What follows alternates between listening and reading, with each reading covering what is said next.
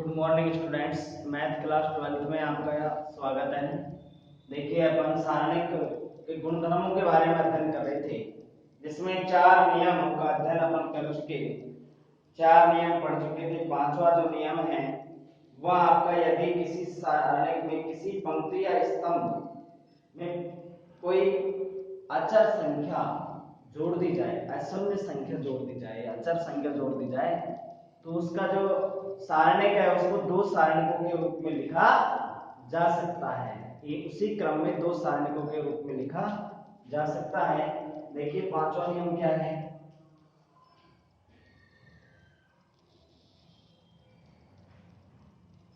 यदि किसी सारणिक किसी पंक्ति या स्तंभ में, यदि किसी सारणिक की पंक्ति या स्तंभ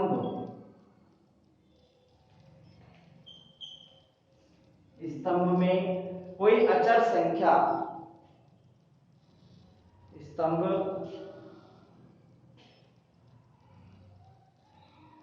के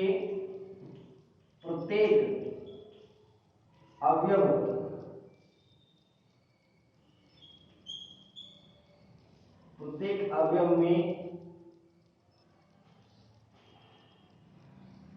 2 या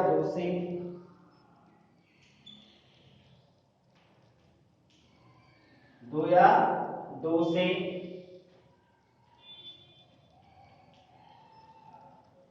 अधिक संख्याओं का योग हो,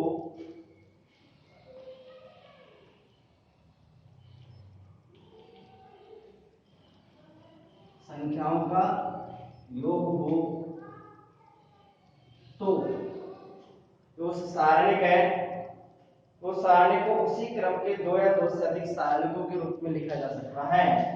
वो तो उस सारणिक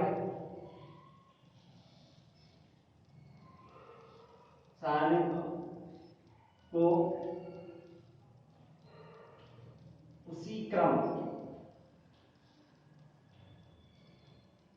उसी क्रम की 2 या 2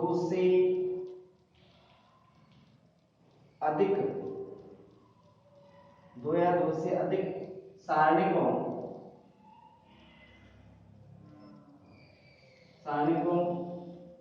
के योग के रूप में लिखा जा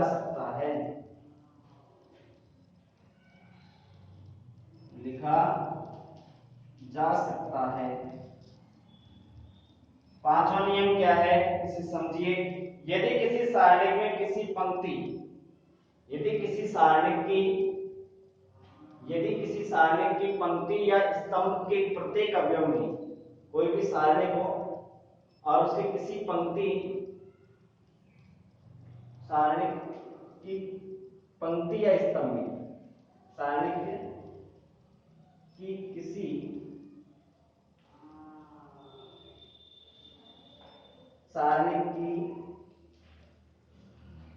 किसी पंक्ति या स्तंभ के प्रत्येक अवयव में 2 या 2 से अधिक संख्याओं का योग हो, तो योग किया जाए तो वो तो उस सारणिक को उसी क्रम के 2 या 2 से अधिक सारणिकों के योग के रूप में लिखा जा सकता है। इस नियम का तात्पर्य यह है कि माना कि कोई भी सारणिक है, अपन कोई भी एग्जांपल लेकर के इसको समझ सकते हैं कि कोई भी सारणिक लिया अपन ने, वो सारणिक a1 प्लस d1 कोई संख्या है, उसका योग है उसमें a2 plus d2 a3 plus d3। यहां पर b1 b2 b3 c1 c2 c3। इसमें यही है कि कोई भी सारणिक है, उस सारणिक में किसी पंक्ति या स्तंभ के प्रत्येक अवयव में कोई अचर संख्या जोड़ दी जाए, किसी संख्या का योग, दो या दो से अधिक संख्याओं का भी योग हो सकता है। तो पूरे स्तंभ में अपन देख रहे हैं d1 d2 d3 की संख्याएं जोड़ दी है हमने। तो ऐसी स्थिति में यदि कोई सारणिक है तो उस सारणिक को अपन इस तरीके से लिख सकते हैं, उस सारणिक का जो योग है उसको इस तरीके से व्यक्त किया जा सकता है a1 a2 a3 b1 b2 b3 c1 c2 c3 plus d1 d2 d3 b1 b2 b3 c1 c2 c3 के योग के रूप में व्यक्त किया जा सकता है इस सारणिक को। तो दो सारणिकों के योग के रूप में व्यक्त किया जा सकता है। आप इस सारणिक का मान ज्ञात करेंगे प्रसार करके, मान लीजिए प्रथम स्तंभ का प्रसार करके इस सारणिक का जो मान ज्ञात करेंगे करके दर्शाया गया है। और इन दोनों सारणिकों का मान ज्ञात करेंगे, योग के रूप में दर्शाए गए दोनों सारणिकों का अपन मान ज्ञात करेंगे, वो दोनों मान क्या प्राप्त होंगे, आपको समान ही प्राप्त होंगे। तो अपना जो नियम है वो यही है कि किसी भी सारणी की पंक्ति या स्तंभ में यदि कोई संख्या का योग किया जाए, दो या दो से अधिक संख्याओं का योग किया जाए, अपन ने यहाँ पर d1 d2 d3 संख्याएं जोड़ी हैं सारणिक में, तो पहले स्तंभ में योग है तो उसको अपन दो सारणिकों के उसी क्रम की 3 गुणा 3 क्रम का सारणिक है, उसी क्रम की सारणिकों के योगफल के रूप में व्यक्त किया जा सकता है। यहाँ एक की संख्या जोड़ी है, अपन और जोड़ते तो और इसका योगफल बढ़ जाता। तो इस तरीके से अपन इसका मान ज्ञात करेंगे जो और इन दोनों का मान प्राप्त करेंगे वो समान ही प्राप्त होगा। ठीक है, ये नियम आपकी समझ में आ गया होगा। आगे अगला नियम है, छठा नियम है। देखिए इसका मान आप निकाल करके देख सकते हैं, इसका मान भी आप निकाल करके चेक कर सकते हैं, नियम सत्य सिद्ध हो जाएगा।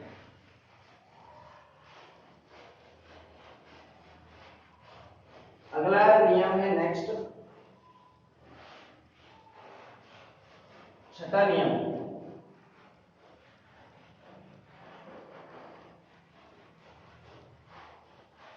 छठा नियम पढ़ रहे हैं अपन कि किसी सारणिक है, सारणिक के किसी पंक्ति या स्तंभ के प्रत्येक अवयव में किसी अन्य पंक्ति या स्तंभ के संगत अवयवों का कोई अचर संख्या का गुणज जोड़ने या घटाने पर जो सारणिक में परिवर्तन आता है, तो सारणिक के मान में परिवर्तन नहीं होता है, तो सारणिक का मान यूं का यूं रहता है। देखिए यदि किसी सारणिक, छठा नियम है आपका, यदि किसी सारणिक की पंक्ति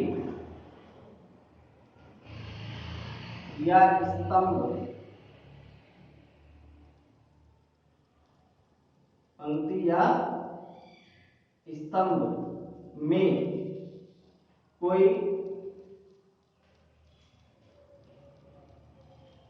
किसी सारणी की पंक्ति या स्तंभ में कोई संगत अवयव,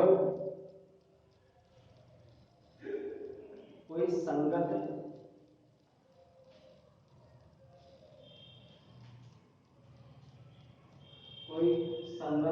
अचर संख्या, कोई संगत पंक्ति या स्तंभ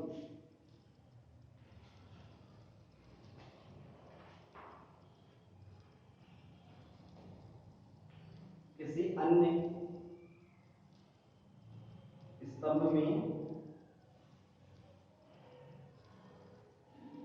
किसी अन्य पंक्ति या स्तंभ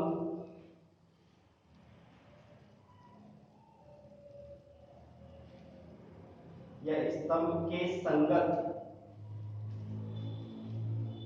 अवयव अवयवों का कोई अचर गुणज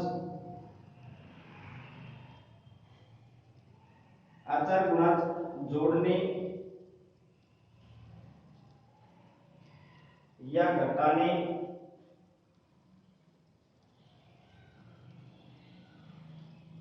से सारणिक के मान में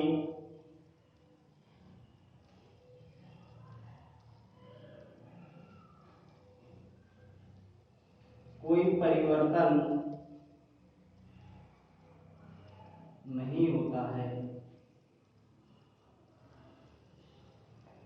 आपका जो छठा नियम है क्या है कि सारणी के यदि किसी सारणी की पंक्ति या स्तंभ में किसी अन्य पंक्ति या स्तंभ के संगत अवयवों का कोई अचर गुणज, कि कहने वाला कोई पंक्ति या स्तंभ है उसमें कोई दूसरी जो पंक्ति या स्तंभ है उस सारणी में उन पंक्ति या स्तंभ को किसी अचर संख्या से क्या कर दें, गुणा करें, और गुणा करने के बाद में यदि किसी पंक्ति में जोड़े या घटाएं, जोड़ने पर या घटाने पर सारणी के मान में कोई परिवर्तन नहीं होता है। आप इसका भी कोई भी एग्जांपल लेकर के इसको हल कर सकते हैं कि देखिए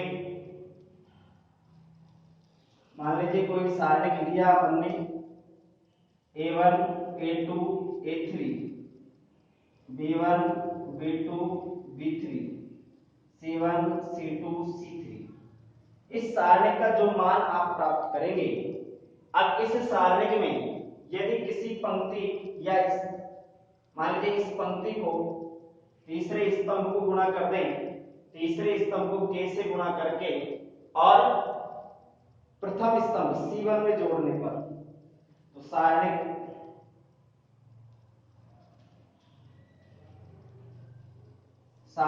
के तृतीय स्तंभ को k से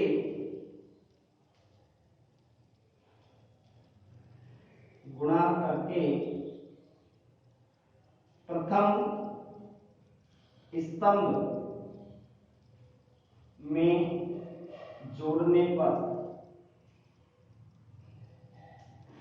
तो देखिए क्या प्राप्त होगा आपको, सारणी जो आएगा सारणी का मान A1 प्लस C1 के A2 प्लस C2 के A3 प्लस C3 के B1 B2 B3 C1 C2 C3, यह आपका सारणिक है। इस सारणिक में अपन से यही बात कह रहा है कि आप इसके इस अवयव को ले लें और इसको लिया, कि दोनों में इसका जो मान प्राप्त होगा वही मान इसका प्राप्त होगा। अपन ने जो नियम है, यदि किसी सारणी की जो पंक्ति या स्तंभ में, कोई भी सारणी है उसकी पंक्ति या स्तंभ में किसी अन्य कोई दूसरी पंक्ति या स्तंभ ले लें, अपन ने ये स्तंभ है पहला स्तंभ, यह आपका तीसरा स्तंभ है, तीसरे स्तंभ को अपन ने k से अचर संख्या किससे गुणा किया, k से गुणा किया, तो k से गुणा करेंगे और उसको किस में जोड़ रहे हैं, प्रथम स्तंभ में अपन ने इसको योग कर। आप इसका जो मान जो प्राप्त कर रहे हैं, इस सारणी का मान लीजिए किसी के भी सापेक्ष आप इसका विस्तार करें, तो इसका जो मान आएगा डेल बराबर वो आपका आएगा A1 तो B2 B3 C2 C3 plus minus का चिन्ह आएगा माइनस A2 के सापेक्ष करें, प्रथम स्तंभ के सापेक्ष प्रसार कर रहे हैं, तो आपका आ जाएगा B1 C1 B3 और C3 प्लस A3, इसमें जो प्राप्त होगा A3 का मान जब लेंगे तो B1 B2 C1 C2, ठीक है, यह आपके सारणी का मान आया है। अभी अपन ने इससे पिछला जो नियम पढ़ा था उसमें यही पढ़ा था किसी भी अपने जो सारणिक है उस सारणिक में यदि कोई पंक्ति या स्तंभ में कोई अचर संख्या जोड़ दी जाए तो उसका जो योग है, ये अपन ने संख्या यहाँ पर जोड़ी है, जो योग है उसको अपन किस रूप में दर्शा सकते हैं? दो सारणिकों के योग में दर्शा सकते हैं। तो सीधी सी बात यह है कि इसको दो सारणिकों के योग में दर्शाएंगे तो आपका a1 a2 a3 b1 b2 b3 c1 c2 c3 plus इसका जो मान आएगा वो यही आएगा कि c1 के c2 के c3 के और यहाँ पर b1 b2 b3 c1 c2 c3। आप यहाँ पर भी इसको दो सारणिकों के योगफल के रूप में दर्शा सकते हैं। इससे जस्ट नियम ऊपरले वाले नियम का प्रयोग किया है, अपन ने इसको दो सारणिकों के योग के रूप में दर्शाया है। या फिर जो इसका जो प्रसार करें अपन सिंपल तरीके से, इस तरीके से, तो इसका जो मान आएगा वो इसके मान के क्या आता है? बराबर आता है। अभी यहाँ पर चेक कर लेते हैं इसको आगे। देखिए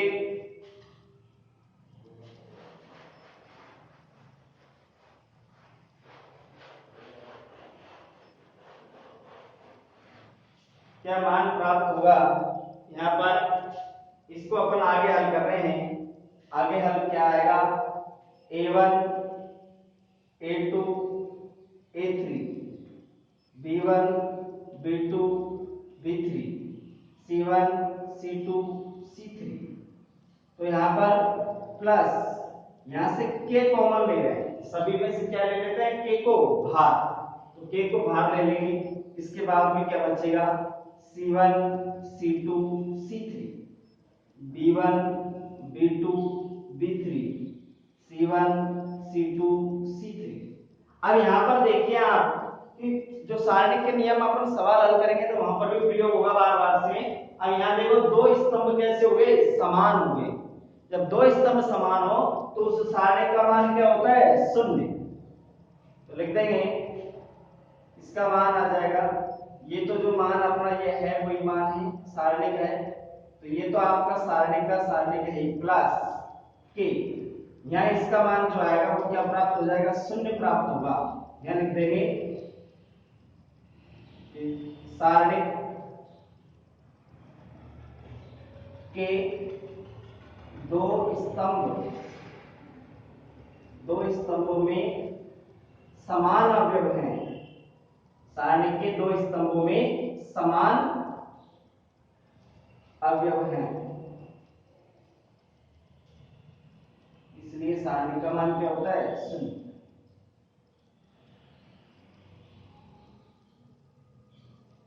इसलिए सारणी का मान शून्य होगा। आप हल करेंगे तब भी शून्य प्राप्त होगा। तो ऐसी स्थिति में आपने जो सारणिक लिया उसमें अपन ने संख्या जोड़ करके देखी तो वो वही मान प्राप्त हो गया जो सारणिक का है। तो यहाँ डेल k प्लस 0 तो 0 हो जाएगा, तो क्या प्राप्त हो गया? डेल। डेल का मतलब जो सारणिक अपना ये सारणिक था वही सारणिक प्राप्त हो गया। तो कहने का मतलब जो अपना ये नियम है उस नियम के अनुसार यदि किसी सारणिक की पंक्ति या स्तंभ में किसी अन्य पंक्ति या स्तंभ में कोई अचर संख्या का गुणज जोड़ दिया जाए या फिर घटा भी सकते थे, तो घटाएं चाहे जोड़ें तो अपन को पता है इसको दो सारणिकों के रूप में लिख सकते हैं। और दो सारणिकों के रूप में लिखेंगे तो ये तो आपका जो पहले जो सारणिक था वही है, इसका मान ज्ञात करेंगे तो वही मान प्राप्त होगा जो यहाँ ज्ञात करा था। इसलिए और ये जो है इसमें से k को कॉमन लेने के बाद में आपके जो पहला स्तंभ है इसका और ये तीसरा स्तंभ है, ये दोनों क्या हो गए? समान। और जब ऐसी स्थिति आ जाए सारणिक में तो आपका जो सारणिक का जो मान है वो क्या प्राप्त हो जाता है? शून्य प्राप्त हो जाता है। इसलिए इसका मान 0 हो गया, तो k को 0 से गुणा करेंगे 0 प्राप्त होगा, 0 को जोड़ेंगे तब भी आपका डेल ही रहेगा। डेल का मतलब यहाँ पर सारणिक से है, जो पहले जो सारणिक दे रखी थी वही सारणिक प्राप्त हो जाएगी। अब इस सारणी का मान लीजिए मान ज्ञात करके लिखते तो सारणी के मान पर कोई प्रभाव नहीं पड़ता, आप डेली लिख लीजिए कोई विषय, तो सारणी सा यही मान प्राप्त होगा। अगला नियम है इसमें, सातवां जो नियम है इसका,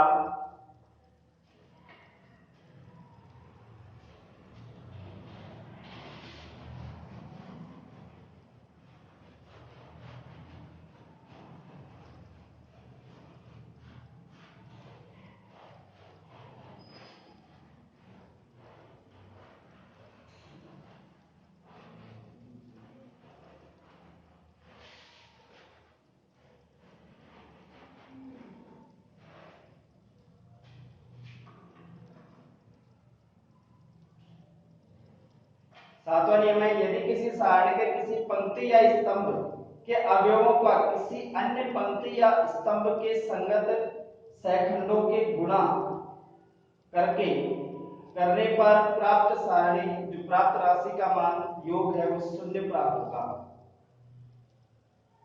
प्राप्त राशियों का जो मान है वो क्या प्राप्त होगा, शून्य प्राप्त होगा।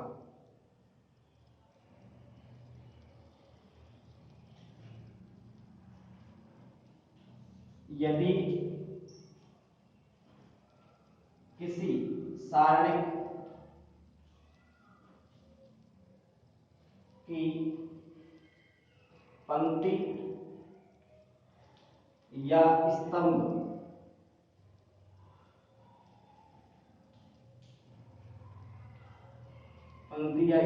में स्तंभ के अवयवों का किसी अन्य पंक्ति या स्तंभ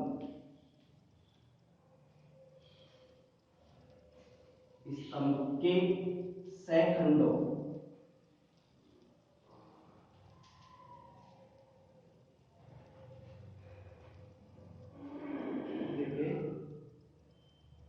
संगत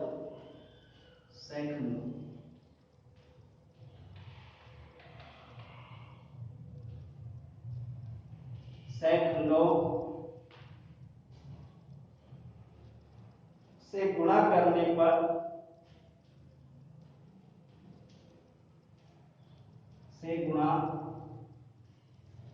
पर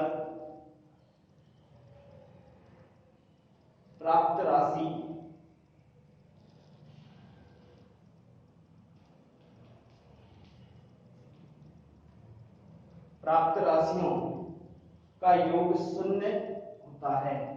प्राप्त राशियों का योग शून्य होता है।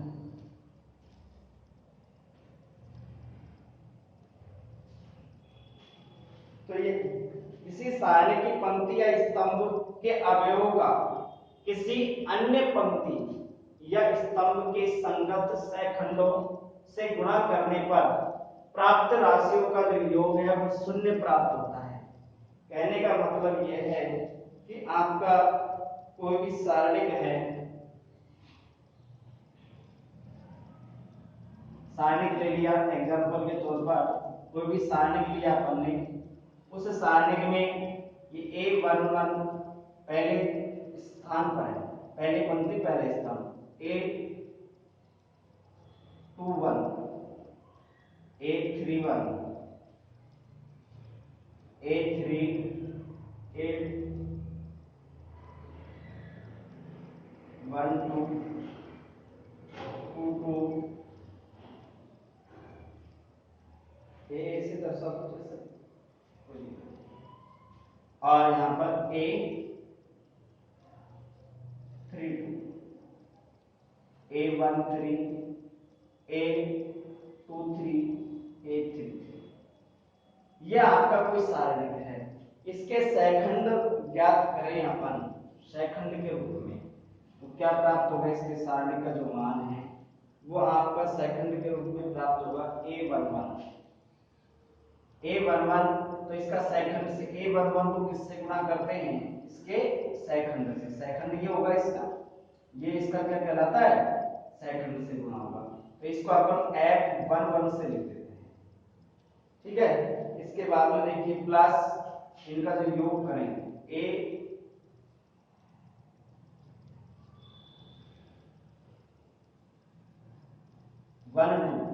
A12 में इसका जो आएगा मान A12 प्लस A13 तो F13। इनका जो योग करेंगे वो तो आपके सारणिक का मान आ जाएगा। इसका मान आ जाएगा सारणिक का। अगर अब इसमें अपन इनके स्थान पर प्रतिस्थापन करें कि अवयव दूसरे चेंज करें या फिर सेकंड दूसरे बदलें, तो उसका जो मान आएगा वो क्या प्राप्त होगा, शून्य प्राप्त होगा। यहाँ पर अपन इनके स्थान बदल रहे हैं, तो स्थान बदलेंगे तो लिखें प्रथम पंक्ति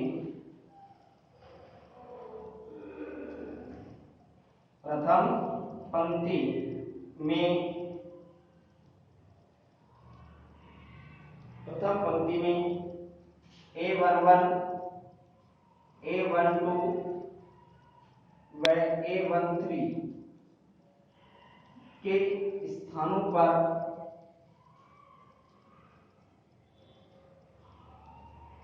A21 A22 व A23 रखने पर इनका स्थान बदल दें तो आपको पता है कि प्रथम पंक्ति में आप इनके स्थान पर इनको लिखना है। तो इनके स्थान पर जब इनको लिखेंगे तो देखिए क्या प्राप्त होगा, आपको नया जो सारणिक आएगा वो आपका आ जाएगा A12 21 22 23 और इसका A21 दूसरे पंक्ति दूसरे के स्थान पर ही रहेगी, उसमें कोई परिवर्तन नहीं होगा। ठीक है, अब यहां पर आप चाहे तो सारणिक का मान निकाल करके देखें, सारणिक का मान ज्ञात करके देखें। अपन ने यहाँ पर क्या परिवर्तन किया है कि आपने लिखे सारणी नियम क्या है, यदि किसी सारणी की पंक्ति या स्तंभ के अवयवों का किसी अन्य पंक्ति या स्तंभ के संगत अवयवों के सेकंड से गुणा करने पर, तो ये स्थिति है कि अन्य पंक्ति के सेकंडों से जो गुणा करने पर क्या स्थिति आएगी। अपन इसको सिद्ध करने के लिए ये कोई सारणी लिया अपन ने, सारणी ले लिया, ये पहली पंक्ति पहला स्तंभ है, ये पहली पंक्ति दूसरा स्तंभ, ये पहली पंक्ति तीसरा स्तंभ। इसके बारे में आप जानते ही हैं। अब इसका जो मान ज्ञात करेंगे सेकंडों के रूप में कि A11 F11 second, F11 second ये वाला होगा, चिन्ह इसके साथ में रहता है F1 के साथ में। ऐसे ही यहाँ पर भी अब इनका जो योगफल है वो तो सारणिक के मान आ जाए। अब आप ये कह रहे हैं कि इसमें यदि किसी पंक्ति या स्तंभ में इसका मान ज्ञात करेंगे, यहाँ पर ये जो आपका जो अवयव है या फिर आपका सेकंड है ये दूसरी क्रम का दूसरे अवयव की स्थिति का लिखें। तो ऐसी स्थिति में अपन यहाँ पर प्राप्त कर रहे हैं। अब इसका जब ज्ञात करें मान तो क्या प्राप्त होगा, यहाँ से अपन सीधी स्थिति देखें तो यहाँ पर दो पंक्ति क्या है समान, तो वैसे इसका मान क्या हो गया, शून्य हो गया। या फिर आप इसका मान ज्ञात करके चेक करें तो देखिए क्या मान प्राप्त होगा। इसका मतलब यह है कि आप A21 तो आपका जो 21 अवयव तो 21 है, अवयव तो क्या है 21 है, लेकिन इसका जो सेकंड होगा वो कौन सा होगा F11 प्लस सेकंड का मान क्या होगा F11 होगा। ऐसी स्थिति में A22 तो F12 होगा प्लस A23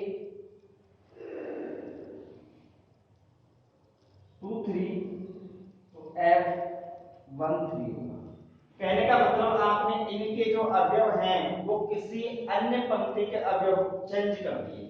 सेकंड तो वही है लेकिन पंक्ति का जो अवयव है वो बदल दिया, तो इनका योगफल शून्य प्राप्त होगा। ये भी आपने सारणी का मान ज्ञात करा है, ये आपका क्या प्राप्त होगा, सारणी का मान शून्य प्राप्त होगा। डेल का मान निकालें। अब इस कंडीशन में आप यहाँ पर मान ज्ञात करेंगे तो वो भी शून्य प्राप्त होगा। और ये अपन ने नियम भी पढ़ा है कि किसी भी सारणिक में यदि दो स्तंभ या दो पंक्ति समान हो जाए तो उस स्थिति में भी सारणी का मान क्या आता है, शून्य। तो यहाँ पर सारणी का मान क्या आ रहा है, शून्य। तो ये कह रहा है कि यदि किसी, नियम क्या कहना चाहता है, यदि किसी स्तंभ या पंक्ति के जो अन्य पंक्ति या स्तंभ के सहखंडों से क्या कर दे, गुणा, तो ये जो पंक्ति है F21 जो अवयव है ये F11, इसकी कंडीशन देखें तो ये तो अलग है सेकंड और ये अवयव क्या है, अलग। तो अलग सेकंड को अलग अवयव से गुणा करें और उनका योग करें तो वो क्या प्राप्त होता है, शून्य प्राप्त होता है। ये है।